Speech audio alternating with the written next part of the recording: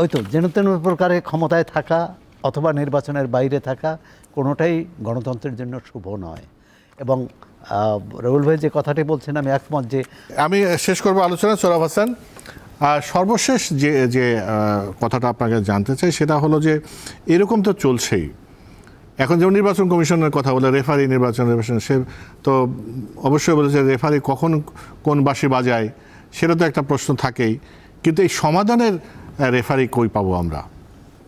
সমাধান রাজনৈতিক নেতৃত্বকে খুঁজে বের করা উচিত, করতে হবে, কিন্তু তারা যে যার অবস্থানে যদি অনড় থাকে তাহলে সমাধান আসবে না। ভোটাধিকার নিয়ে কোনো কী বলে প্রশ্ন হওয়া উচিত না। আর ওই তো যেন তেন প্রকারে ক্ষমতায় থাকা অথবা নির্বাচনের বাইরে থাকা কোনোটাই গণতন্ত্রের জন্য শুভ নয়। এবং রুহুল ভাই যে কথাটি বলছেন আমি একমত যে আমরা যত বিভক্ত থাকব, আমরা যত মানে হানাহানি করব, বাইরের শক্তি সুযোগ পাবে এবং তারা স্বার্থ আদায় করবে, সেটি দেশের বাইরে করবে, দেশের পিছনে করবে। আমার মনে হচ্ছে যে এই যে ডোনাল্ডো, দেখুন আমাদের রাজনৈতিক ডোনাল্ডো এসেছেন নির্বাচনের আগে, তার আগমনে বিএনপির যে বক্তৃতা বিবৃতি ছিল, আজকে আওয়ামী লীগের নেতাদের কণ্ঠে সে ধরনের বক্তৃতা বিবৃতি যে তাকে স্বাগত জানানো।